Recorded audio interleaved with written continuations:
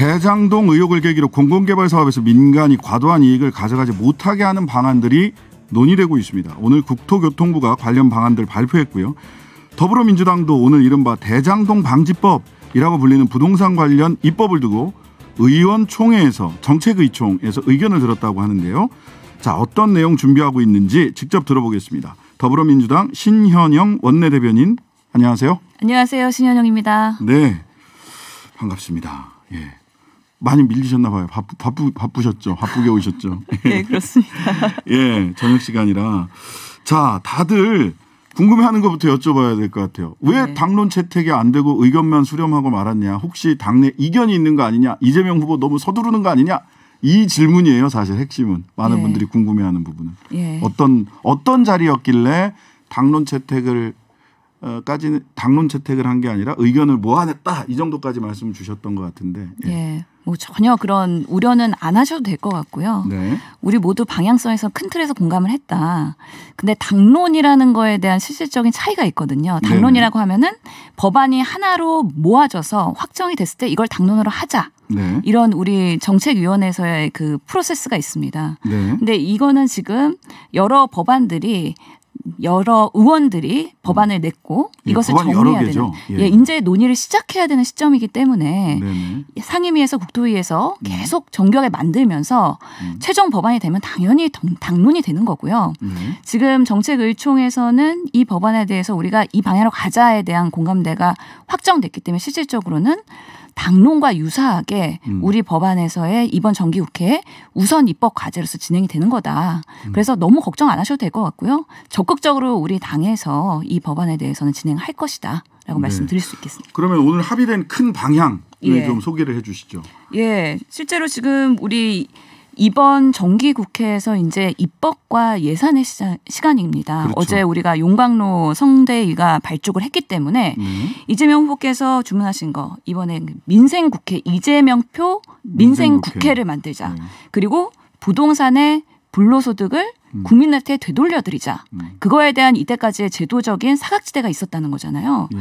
그렇기 때문에 이번 정기국회 때 우리가 만들어야 되는 법안들이 몇 가지가 있습니다. 네. 그게는 도시개발법, 주택법, 개발이익 환수법 네. 이런 것들에 대한 여러 법안들이 이미 발의가 돼 있는데요. 참 다행인 거는 여야가 할 것 없이 모두 발의했다. 그러면서 이번에 우리 국정감사를 통해서 이런 부동산에 대한 민간 이익이 과도하게 발생하는 거에 대해서 국가에 다시 돌려줄 수 있는 시스템이 이제 만들어질 수 있는 좋은 계기가 되지 않았나라는 생각은 듭니다. 네. 크게 초과이익 환수법, 도시개발법, 그다음에 예. 주택법, 이렇게 그게 3대 법안이다. 이렇게 부동산 관련돼서는 예, 그렇습니다. 이번 국회에서 반드시 통과시키겠다라고 얘기를 하는데, 예. 자, 야당도 다 동의하고 있고 야당도 관련 법안을 냈어요. 보니까 명시적으로는 그런데 예. 오늘 아침에 뉴스공장에 출연한 진성준 의원 이야기를 들어보면 예. 그쪽에 송원석 간사가 국토위에 우리 법안 심사 너무 많이 하면 피곤하다. 뭐 피곤할 수 있죠. 그게 문제가 아니라 실제로 보니까 이현승 지금 국토위 위원장님이 6%로 제안하는 민주당보다 더 센 안을 내놨어요. 예. 근데 사석에서는 그러면은 누가 민간이 투자하냐라는 이야기를 한다. 예. 보수 언론에서도 반대로 민간 투자 망치는 길이다. 이거 개발 이익을 너무 많이 환수하면. 예. 그래서 야당의 속내가 뭔가 이거 말로는 같이 냈다고 하지만 이거 실제 이번에 통과될 수 있나라는 의문이 있어요. 실제로 보면은 도시개발법에서 이현승 의원님이 법안 냈고 네. 주택법도 내셨어요. 그래서 네네. 근데 또 법안 발의 날짜를 보면은 상당히 선도적입니다. 네, 제일 먼저 냈다고 그러시더라고요. 예, 9월 29일, 10월 8일 이렇기 때문에 네. 적극적으로 하겠다라는 강한 의지가 저희는 비춰지고 있고요. 그만큼 여야가 동시에 원하는 법안이다. 그래서 분명히 합의 처리할 수 있다라는 기대를 갖고서는 이번 국토위가 빠르게 열릴 거라는 희망을 갖고 있습니다. 물론 송 의원님께서 송원석 피곤하다라고 말씀하셨지만 이제는 정기국회 입법의 시간이거든요. 그리고 예산의 시간이거든요. 네. 국회의원이 해야 되는 것들이 법안 심사입니다. 네. 그걸 피곤하다고 표현하는 게 국회의원으로서 과연 적절한 표현일까? 상당한 걱정과 우려가 되는 부분인데요. 그럼에도 불구하고 이 취지에 대해서 야당도 동의할 수밖에 없을 것이다라고 생각을 합니다. 네. 예, 굉장히 희망 섞인 선회하시는 것 같은데 엊그제 윤석열 캠프의 공보특보 한 분이 이쪽에 이 자리에 오셔서 민간 투자 안 되는 이런 법안 말이 안 된다. 그 동의했던 거 아니냐라고 얘기했더니 이거는 대장동 의혹을 덮기 위해 아무 말이나 막 던지는 것이지 실제로 민간 투자를 가로막게 되기 때문에 부동산이 훨씬 더 폭등할 거다. 집이 모자랄 거다라고 하면서 굉장히 솔직한 이야기를 하시기도 했어요. 윤석열 예. 캠프의 공보특보가. 고백이신가요? 그러면 그동안의 그 국정감사 기간 동안에 이재명 지사 그리고 후보에 대해서 대장동의 그런 초과 이익 환수에 대해서 상당히 질타했던 그 야당이 지금으로서 그 자체가 잘못된 것이었다는 거에 대한 자기 고백이 아닌가요? 그럼? 글쎄요. 뭐 하여튼 간에 이거는 대장동 특혜 의혹을 그쪽 입장에서는 그렇게 얘기를 하시더라고요. 보수 언론의 논조도 대장동 특혜 의혹을 덮기 위해서 내놓은 법안이지 근본적인 부동산 대책이 될 수 없다.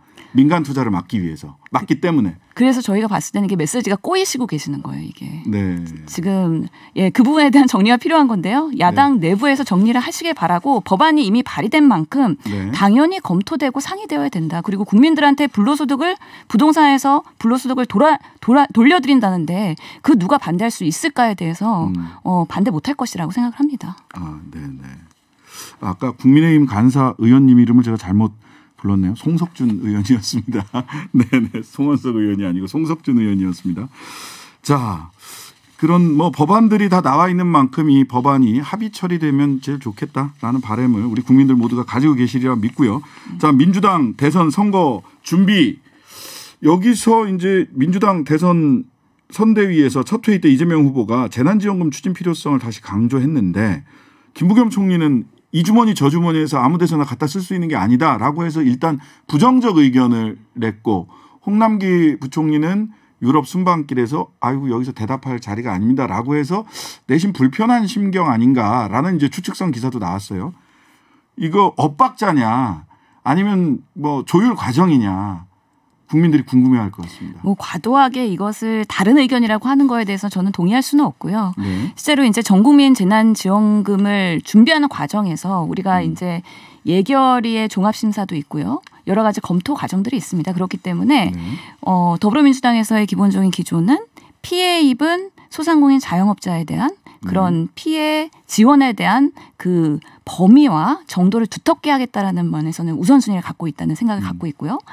위드 코로나가 이제 시작된 지 얼마 안 됐습니다. 근데 많은 뭐 희망과 그다음에 또 걱정도 있는데요. 위드 코로나가 안정적으로 정착하기 위해서 어느 타이밍에 우리가 민생 경제가 활성화되면 좋을 것인가에 대한 고민도 같이 하면서 전국민 재난지원금에 대한 뭔가 검토를 할 수 있는 계기를 마련해 줬다는 면에서 이재명 후보에게 감사의 마음을 가지는데 어느 타이밍에서 어떻게 하는 것이 가장 안정적으로 코로나 더불어 갈 수 있을 것이냐 우리 국민들의 그런 희생과 여러 가지 헌신에 대해서 보상할 수 있느냐에 대해서는요. 당이 이제 심도 있게 고민을 할 예정입니다. 지금도 하고 있습니다. 예, 문재인 대통령께서도 전에 그 코로나가 어느 정도 극복이 되고 하면 위로금 성격으로 국민들에게 전체 지급할 수 있다라는 취지로 읽히는 발언을 하신 적도 있기는 합니다. 다만 국민들이 봤을 때 궁금증은 계속해서 와 이재명 후보가 너무 속공하는 거 아니야? 아직 당은 준비가 조금 덜 돼 있는데 이 속도의 차이가 있는 거 아니야? 라는 걱정을 하시는 것 같아요. 특히 이제 오늘 이런 부분도 있습니다. 공동선대위원장 30의원이 이재명 후보 면전에서 지금 나와 있는 대통령 후보들이 다 고만고만하다. 이게 무슨 뜻이지? 경선 기간 내내 이재명 저격수로 좀 역할을 나름 하셨던 분이라서 다 고만고만하다? 이거 면전에서 하기 좀 쉽지 않은 말 아닌가? 아직 원팀 되려면 좀 시간 더 걸리는 거 아니야? 이런 걱정까지 하는 거거든요. 네, 저희는 원팀이 이제 시작이 됐기 때문에 용광로 이제 불태우기 위한 그런 시작점이고요. 아직은 막 불이 붙기 시작한 가속을 받아야 되는데 서른 의원님의 그 이야기는 장단점을 잘 보완해서 우리가 원팀으로 잘 추진력 있게 가자라는 이야기로 저는 이해했습니다. 네. 중남미 포럼 해외 출장자 멕시코로 또 가셔가지고 여러 가지로 묘한 여운이 남는데 그건 괜찮은 얘기입니까? 예, 워낙에 글로벌 외교에 대한 관심과 그 경륜이 있으시기 때문에요. 네네. 예. 예, 어제 또 서른 의원이 이런 말씀을 하셨기 때문에 조금 국민들이 이렇게 왜지? 무슨 뜻이지? 하고 보는 것 같습니다. 자, 한편 김은혜 의원이 애초 대장동 사업에서 무주택 서민을 위한 구성은 없었던 건 아니냐라고 하면서 2013년 성남시장 재임 시절 발언을 녹취 파일을 아예 그냥 공개를 했어요.